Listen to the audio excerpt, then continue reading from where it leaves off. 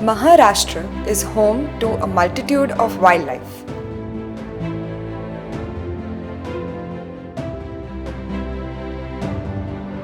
The landscape that surrounds us and these amazing creatures has greatly changed over the last decade. The growth in urban development, shifts in agricultural patterns, and climatic changes have led to an increasing number of wildlife coming into conflict, especially outside protected forest areas. Increasingly, these animals have been getting reported to our organization, RESQ Charitable Trust's helpline. RESQ has been providing aid to animals in distress since 2007. In 2018, we dedicated a section of our land and resources for a wildlife unit. Our goal at RESQ is to use best practices in safe wildlife rescue and rehabilitation in order to provide the animal with the best possible chance to be released back into its natural habitat at the earliest. RESQ's intervention with wildlife is divided into two verticals: response and prevention. Sometimes wildlife ends up getting trapped in underground or aerial situations, and rescuing them from such situations requires fast response, clear strategy, proper equipment, and most importantly, a well-trained team. When an animal gets reported to us, first we coordinate with the local forest department as well as known local groups who reach the location and secure it. This helps to prevent stress to the animal by ensuring mob control before its rescue. It could be an underground rescue if the animal has fallen into a wet or a dry well. This often happens with leopards, deer, and other small mammals. Extracting them requires species-dependent strategy and equipment as well as rescuers who understand stressed animal behavior. In urban areas, there are aerial rescues involving birds entangled and injured by manja, either stuck on trees, high-tension wires, or trapped in commercial spaces. Other wildlife like monkeys that may be electrocuted or injured by free-ranging dogs also require aerial rescues in peri-urban areas. Snakes in the city often get stuck in nets or drain covers while trying to escape. Technical animal rescues also involve reunions of infants or juvenile wild animals. This is common during harvesting season when local farmers discover wildcat kittens, cubs, or pups when the field has already been cut down. The rescue team responds by working together with the local forest department team to secure the animals, conduct local awareness to garner support, and ensure the animals remain protected even after the reunion. The reunion process generally involves tracking the adult using different strategies based on species, setting up monitoring cameras until the young ones are reunited with their mother. This has successfully been done for leopards, jackals, rusty spotted cats, and jungle cats who uncover the holding unit and retrieve their young ones when provided a safe opportunity to do so. In the case of leopard cubs who are juvenile, we track the mother and manually release the orphan once our live cameras are triggered by the presence of the mother.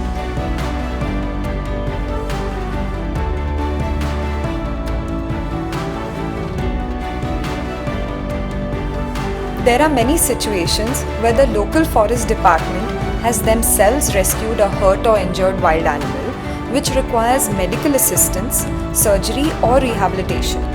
In such situations, we dispatch our emergency ambulance and team, which includes a wildlife veterinarian experienced in treating the particular species reported, a wildlife rescuer, and necessary equipment for safe handling and transport if needed.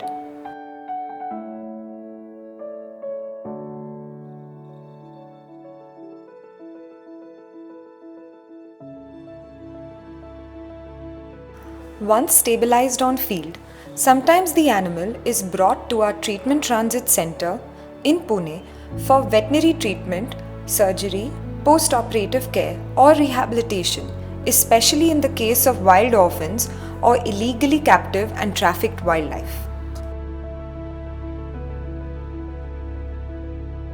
Mammals often come with fractures resulting from falls in wells which require orthopedic surgery and physiotherapy for post-op care. Sometimes they also come from situations where their limbs have been stuck in poaching traps, requiring surgical intervention to prevent complete amputations and avoid lifelong captivity. Birds come in with fractured wings that require either surgery or laser therapy to help them recuperate. We also see injuries and wounds in birds like owls and eagles, who have been subjected to superstitious rituals and later discarded by people conducting them. Primates often come to us in a critical state after electrocution, and their recovery almost entirely depends on how fast treatment is provided after the incident occurs.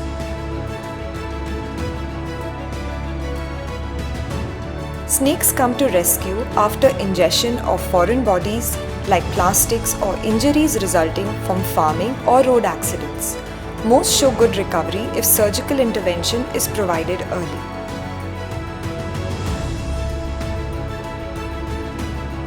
Many animals like deer, monkeys and birds come to us with wounds or in shock after being attacked by other animals in and around the city.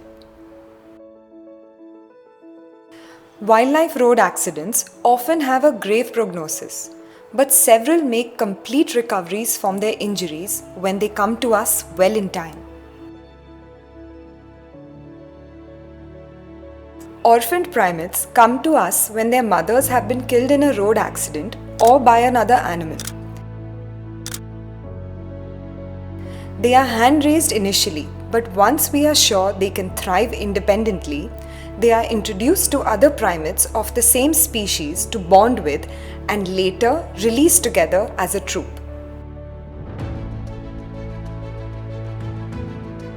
Bird fledglings come to us when their nests are either abandoned or destroyed by strong winds or in mass numbers due to unregulated tree felling incidents.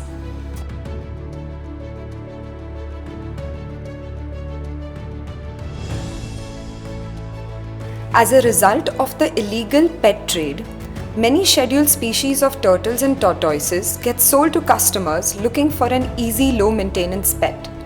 These reptiles undergo quarantine and rehabilitation, after which their future plan is determined. The ones who meet all medical and rehabilitation milestones get released back into a protected habitat. For some of those whose distribution is limited or absent in Maharashtra, we liaise with other states and organizations to figure their transport for repatriation into areas where their population is present. Some animals like pangolins require veterinary intervention and rehabilitation to stabilize them from stress post-captivity before they can be released back into their natural habitat.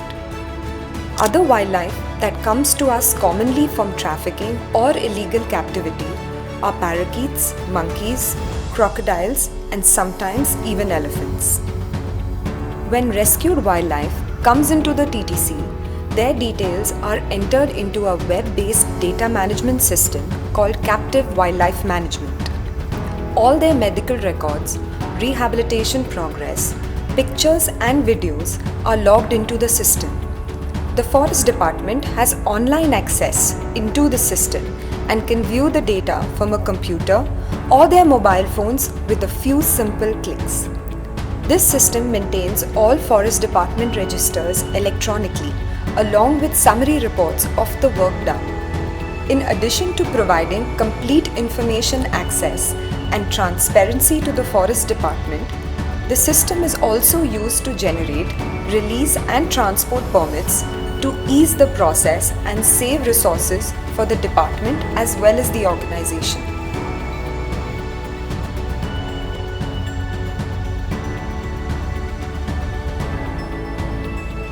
Besides providing direct aid to wildlife in distress, we engage in preventive activities that involve human-wildlife interaction management and capacity building for governmental and non-governmental entities.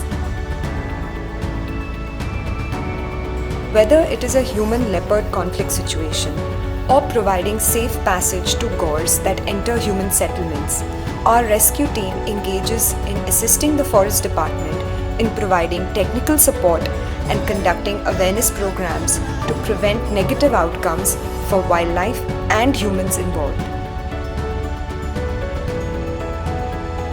Besides working during a conflict situation, we engage in several preventive activities by liaising with local forest departments, administration, NGOs and local groups, and together conduct community awareness programs for children and adults. Over time, we have generated different awareness and educational tools to share with local communities in order to increase sensitization, monitor local wildlife, and spread important messages about living safely around them.